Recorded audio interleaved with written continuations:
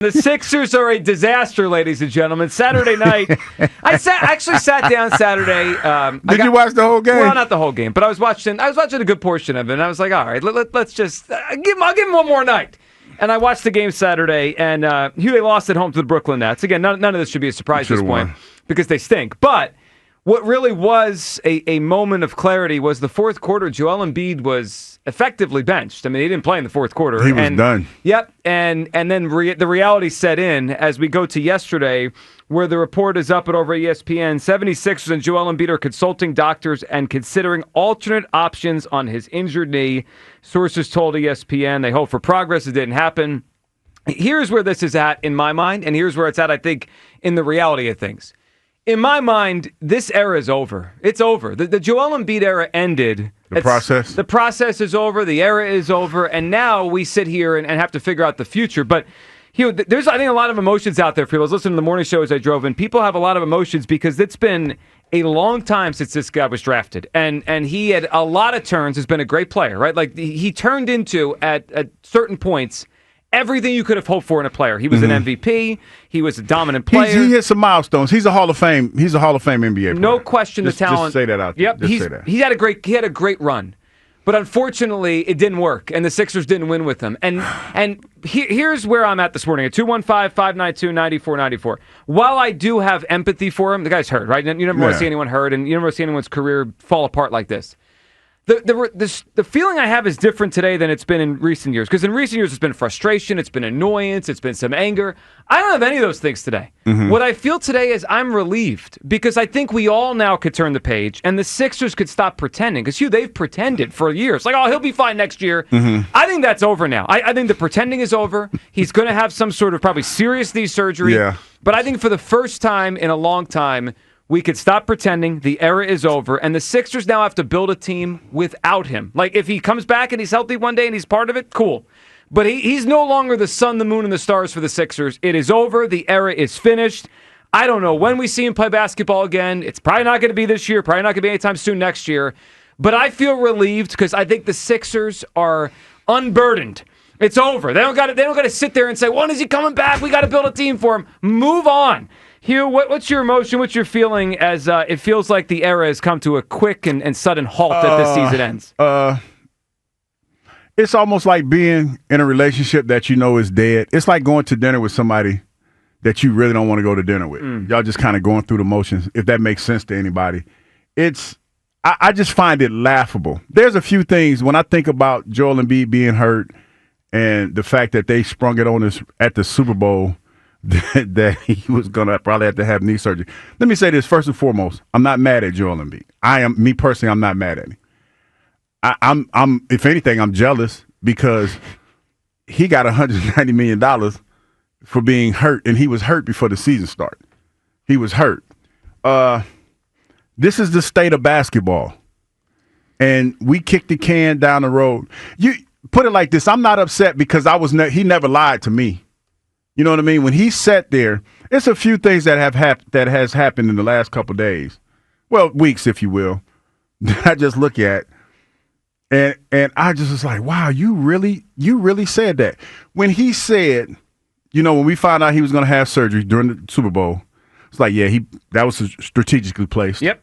And then when he sat in the press conference, knowing all the information that he had, and he looked into that camera. And he told this smart fan base, hey, and I'm paraphrasing, but if you squint really, really, as I do it, if you squint really, really hard, we can still make it to the playoffs. Make it to the playoffs and do what? Because here's the thing, people. We just saw the gold standard, if you will. That's when I'm start coining the phrase gold standard of an organization that their whole entire mission is to win championships. This cat sat out there in a press conference with a straight-ass face, Joe, and he told these hard-working fans that if you squint really hard, we're going to make it to the playoffs. That's his goal. That's his ceiling. His ceiling on his resume, whenever he gets another job, he can say, well, we've been to the playoffs. I took the Sixers to the playoffs, 3 years in a row, 4 years in a row? That's all that matters. Wonderful. He told you exactly what matters to him. You have a injured team. You have Podcast Paul who barely playing, and you said in front of everybody that you're going to make it to the playoffs. That's your benchmark right there, the playoffs. That's crazy. Well, the whole thing is, and it's a shame where we're at here, but I actually I don't feel angry. Like I've had so many shows on this station angry at the Sixers, annoyed at Embiid. I'm not. I feel relieved. They can stop pretending now. He's probably done, and I'm sorry, like for the true Joel Embiid fan, because I believe there's been people in this fan base over the years that have been more of an Embiid fan than a Sixers fan. Like they just want him to succeed, so they were right. I'm sorry, like your horse didn't cross the finish line. I'm sorry. I don't know what to tell you. I'm sorry he wasn't durable enough to be what we wanted him to be for 7 months and win a championship. He's a great player, but it's not working. And at least now they got to stop pretending. They could tank the rest of this season. They could hopefully get a top 6 draft pick, and maybe they'll hit well in the lottery and get a top 3 draft pick, whatever. And then add that to McCain next year, add that to Maxey, and whatever Embiid's future is, to me, it's gravy. If he ever comes back again and helps the young guys as more of a role player than the guy, great. And if they could find someone willing to take the contract in a trade, more power to him. 215-592-9494. Your emotion today, and I think we could come together on this. It's over. The era is over. I don't think we're ever again going to fool ourselves into thinking they can win a championship with him as the best player. Like, it's done. His body is failing him. Let's hear Nick Nurse Saturday night as we got to a different level of the Embiid era, because I never thought we'd see him benched in a fourth quarter with the game closed because it gave him a better chance to win. Here was their Saturday night on why he took him out of the game. Yeah, I guess that's what kind of led to the decision to not play Joel in the fourth quarter tonight. Well, that group was just playing so well together and had a good feel for the game at that point, and just wanted to let them roll with it. Yeah. Could you ever imagine during his best days a coach saying the group on the court without him was rolling, we're just going to let it go? After we've been told for many, many moons that you can't win without Joel Embiid. Like, he's the best player on the court. All of a sudden, the guys you have out there, you're more comfortable with them than you are with your guy. Yeah. It was a startling admission by Nurse, and he was right. Well, we've been dancing around this we've been dancing around this since the Olympics, to be honest. When he got benched for whatever reason in the Olympics. Mm-hmm. We knew this was coming, and if you believe that it wasn't what it was, then that's kind of on you. You know, honestly, it's kind of on you, because we saw this. We saw the effort that was given. Because I think, to me, honestly, I think some of this is on Joel, and I know that some people are going to say, well, what do you mean? He's been snake bitten. To a certain extent, maybe. But I think that he played an instrumental role in the way that his seasons went. I think so, but I'm not mad at him for that. I mean, hey, you know, he's a generational talent, no question about that. But sometimes, what's that saying goes? Hard work beats talent when talent doesn't work hard. I think there's a little bit of that in Joel Embiid. I think that he was blessed with physical abilities that were above and beyond most individuals, so that he didn't have to work as hard. Kind of like Luka, the Luka situation. You talk about, like, in Dallas, people were talking about how he really wasn't a physical specimen. He always looked out of shape, but he could play. Mm-hmm. He could play. He took the Mavs. He took them deep last year. Finals. Yep. So it's one of those things where, you know, you have to. You might be blessed with the talent, but you have to put in the hard work to maintain that talent. Yeah, and at times, well, I mean, look at the beginning of the year. Remember when Maxey called Embiid out for not showing up on time, not going to all the rehab stuff? And instead of him doing what he was supposed to do, and granted, now we know it might be more severe than we thought it was, he gets mad at the people that are calling him out, and he's still probably looking for Buddy, who told the reporters. Probably still looking for that cat. Yeah, remember that whole search? Detective Embiid searching there. 215-592-9494. Nurse on Embiid Saturday after he talked about benching him, on Embiid giving them whatever he had on that game in this season. He's given us what he can, right? I don't, obviously doesn't feel like he's not himself. We all know that. He's not certainly the guy that we're used to seeing play at a super high level. But I commend him for giving us what he can.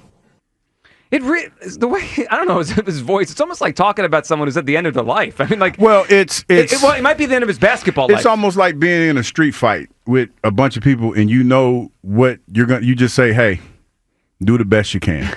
I mean, I'm not expecting. Give us what you got. Basically, I'm not expecting a whole lot from you, but whatever you got, I'll take it. Yeah, like as if we got in a big street fight with me and you'd say that to me. Give me what you got. Not expecting a whole lot. Just give me what you got. All right, let's hear from Embiid. This was from Thursday night when they lost to Boston, first game out of the break. He didn't speak Saturday. He declined to speak on Saturday. Here's Embiid, the last we heard of him Thursday night. Joe, setting aside being healthy enough just to play, are there specific things that you feel like you can't do or don't trust your knee enough to do right now that you've relied on in the past? I don't know. I'm sure you can figure it out. The way I was playing a year ago, it's not the way I'm playing right now, and it sucks. But I believe I just probably need, to fix the problem, and then I'll be back at that level. But it's hard to have the trust when you're not yourself. And not as dominant as I was a couple months ago. But that doesn't mean I still can't have a lot of impact on the game. It's just me being out there, I think, helps a lot. Well, that's over now because they're about to shut him down. 215-592-9494. That's how you hop in. What's your emotion this morning as effectively the Joel Embiid era is over? He's about to likely have surgery here. Maybe it's going to be a new kind of surgery, an exploratory one, something that's not done often to try to fix this or get this knee back. I think the era is over. I think the chances of him ever playing at a super high level again are probably done. And I'm relieved today because at least the Sixers could stop pretending they could build a champion around him. Kyle, what are you feeling this morning as the Sixers sink to a new low this weekend, and it sounds like we're about to say goodbye to Embiid season. Yeah, and we've been staring down the barrel of this for quite a while now, so it's hard for me to be, angry just because there's no, shock factor to it. And I'm not quite at the relief stage yet just because there's no resolution to this thing yet. The Sixers don't even have a resolution. I guess at this point, I kind of just feel bad, disappointed almost, and feel bad for, not only Embiid on a human level, just because I know, when you hear him talk there, you know that he still wishes he could be dominant. He still wishes that he could, bring this team to a championship for this city. He's only 30 years old. It shouldn't be over for him just yet. So in that sense, I feel bad for him because he sounds like he's a guy that's at a loss for what to do. And then I just feel bad for people like you said, the fans of Embiid, the fans of the Sixers, we don't deserve this. This sucks. And now it feels like this whole thing's about to spiral down the tubes. I don't know what's going to happen next, whether, what's going to happen with Maxey or the, Paul George, I don't care about, but really just everybody else. And it just feels like they're at rock bottom right now. So it's hard for me to be relieved or angry. I guess I'm just kind of at the man, what the hell stage? I'm just disappointed. Yeah, look, we all go through this stuff in different stages. And the reason I'm relieved is I got here years ago. I mean, he wasn't hurt and he was still playing well. But I just decided years ago, they're not winning with this guy. So I wanted to move on years ago, but the team wouldn't. I could say whatever I want. I could talk about whatever I want. They have to do it in their minds. And I think this will force them to have to build a team without him in mind anymore. I mean, Hugh, they can't pretend anymore that they could just build a team with him as the sun, the moon, and the stars. It doesn't make any sense anymore. No, and it didn't. You know what? The way it's been going the last couple of years, it didn't make any sense. I think that, Kyle said something about feeling sorry for Joel Embiid. I don't feel sorry for him because I feel like, even though he's had some unfortunate things happen to him, Lemony Snicket's, he controls the narrative to a certain extent when it comes to his health and the way that he trains and things of that nature. And he got $190 million. So I definitely don't feel bad for him. It's just unfortunate that for fans who believed in this organization and who believed in the things that they were doing, that they have to deal with this. This is ridiculous. I'm still stuck on if you squint hard enough, we will make it to the playoffs. Well, I think the quote was, if you squint hard enough, we see a championship team. No, he didn't. See, let me. No, he didn't say that. He didn't. He said that for real. Yeah. No. Would you like to run the tape? In my mind, I was prepared because you couldn't have meant that. Run it. We're excited for the stretch run where we might finally see this group together of our three stars, Paul, Joel, and Tyrese. And we feel like that team has a real shot. We've made our path to win harder, obviously. We're going to have to fight to probably get in the playoffs, and then we're going to have to fight to beat a very good team in the first round. But we feel like we would have had to play that team at some point to win the title anyway. And we're just focused on championship. And I know you have to squint a little, but we feel like this group can still do that. Wait a minute. See, in my mind, I was convinced that he said playoff because he said something about play. We got to work hard to get to the playoffs, yeah. Listen, I am not as versed in the NBA as most, but I don't know any play-in team. Has any play-in team ever made it all the way to the finals? So the Jimmy Butler team. Oh, yeah, that's right. That's right. They did. But they didn't win it. They didn't win it, but they made it. They made it. Yeah, but Jimmy was a beast. Jimmy's different. And they're not them. They're not the Miami Heat. And this year happens to have... I don't condone violence, but he need to be punched in the face for that. Like, why you sit there and lie to these good people like that? Yeah, if I'm mad at anyone today... These good ticket holders. It is. Daryl Morey and the organization deserve all the anger. Yeah. Wait a minute. That I totally get. These cats have played all of about, 20 games together? If that much? They owe him. What drives me crazy about this, like Embiid's body is failing. I'm not mad at that. It is what it is. It is what it is, right? And that's what's sad, though. That part is for him and for fans. That's sad. And I'm relieved that the organization can't lie anymore. But Daryl Morey deserves all the anger today. The fact that they gave him that contract before this season. We watched him play in the playoffs last year. He couldn't move in the fourth quarter. We watched him play in the Olympics. They benched him. And then they said 390. The Olympics. There's some milestone moments that I remember about Joel Embiid in that Olympic run when he got benched, and the coach didn't want to say a whole lot about his benching, and when he came out there, he didn't look as healthy. And when Skechers gave him them shoes, was it Skechers? I think so. Oh my gosh! When they gave him his All-Star shoes, his Olympic shoes, he was not happy. Yeah, no, he wasn't. Just like if you would ask anyone, just walk up and down the street in Philadelphia in September and said, do you think a 3-year, $190 million contract right now for Joel is a good idea?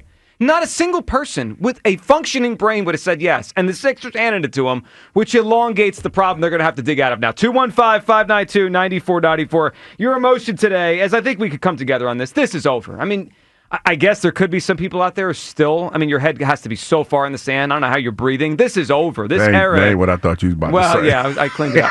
This era is unfortunately over. I feel relieved because at least they can't pretend anymore.